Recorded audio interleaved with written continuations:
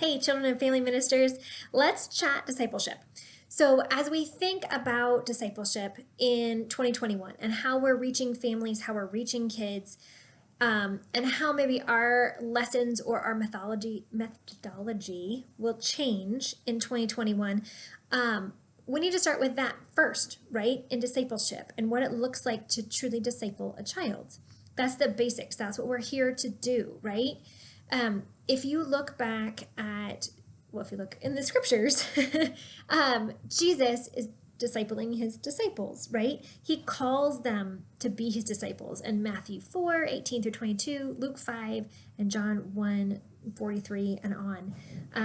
He walked with his disciples in everyday life. He was right there. They were right there with him, seeing his example as he was going about in praying, in healing, in teaching, in rebuking.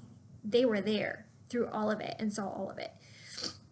Jesus provided an example of what it looks like to worship, to serve, to obey, to trust, to pray, and to love God. And I think that is what we are called to do in children and family ministry, is to provide, just like Jesus, provide those examples of how to obey, trust, serve, love, pray, a relationship, have this relationship with God, and to be that example as parents and as children's ministry directors and family ministry directors. Like, give that example to kids. Think about your discipleship journey. What did that look like for you? Mine, I grew up in the church, but I don't think I really accepted Jesus as my Savior until I was probably early 20s even, when I went to church retreats and really heard other women speaking about how God had worked in their lives, how Jesus had shown up in these spaces, through Bible studies, through, all of that. Right now, I'm reading through the life of David and doing a Bible study through there. And even this morning, as I was contemplating these videos, God gave me the example in First Chronicles of David, telling Solomon, this is your job. Like, it was his job to build this temple for God. And this is your job. And just continuing to remind me that I need to have courage and just do it. Like I said in a previous video, this is not me to step in front of a camera and do it. But God has been talking to me. We've been having that relationship back and forth where I'm like, I don't know that I want to do this. And God is all over it and continues to remind me of his provision and of his love and of his, do not be afraid, all of that. So we need to allow a space in our Sunday mornings that is for all of those things, allow a place for God to show up and show off. If you think about your own discipleship journey, and then think about your Sunday school curriculum, what you do right now, what you're sending home for parents to do right now, if your ministry has closed doors, what does that look like? Traditionally, I would say, we have the Bible lesson, and then we have, sorry, my daughter just dropped her beads in the background. This is live.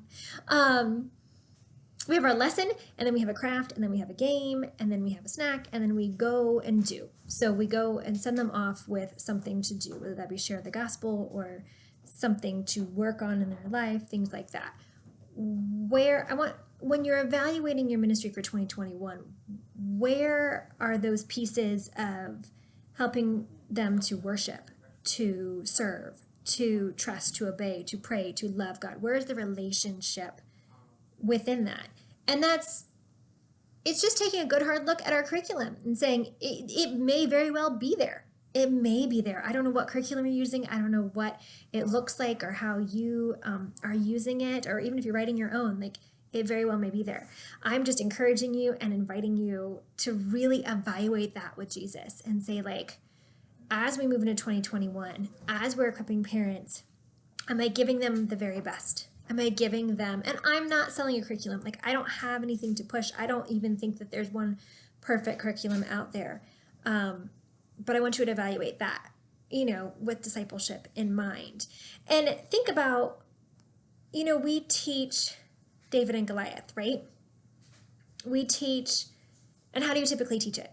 You typically, like, the takeaway from David and Goliath is that God was there for David. David trusted God, killed Goliath, who was the bad guy, and David was a man after God's own heart, and that God blessed him, and David is just this hero, right?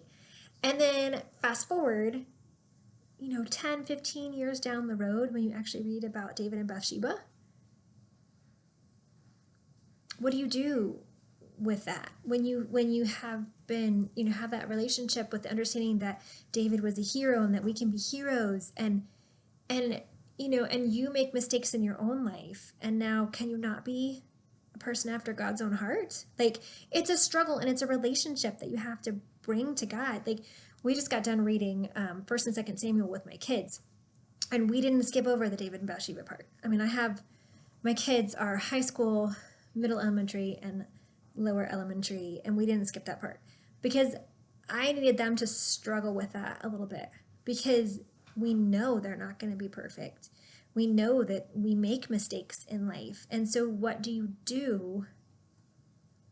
What do you do with that? And how do you reconcile that God still loves David, that David is still a man after God's own heart, and that God sent Nathan to even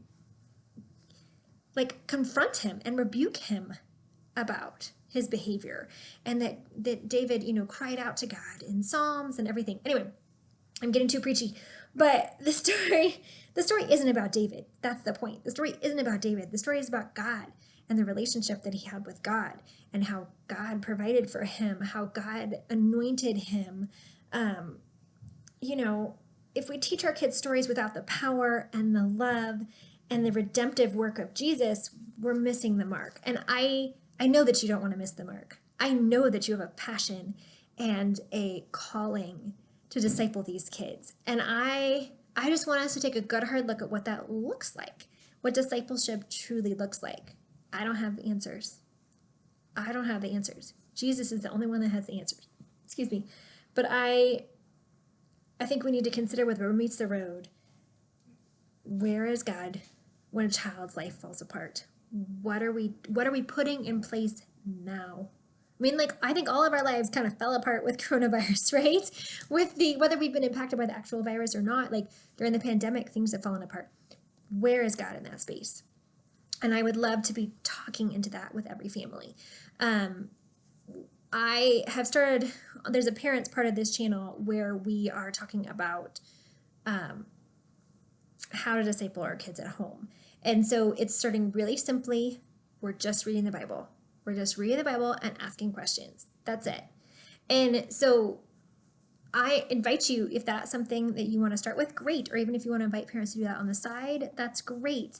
But yeah, just really consider what discipleship looks like in your perspective, in your life and in your ministry. And I would love, please, please, please, this is just a conversation starter. I want you to please write in the comments what discipleship looks like, what you've seen in your ministry, what you've seen in your life, what it looks like to be a disciple of Jesus and have that relationship with God. Because discipleship really just means following Jesus.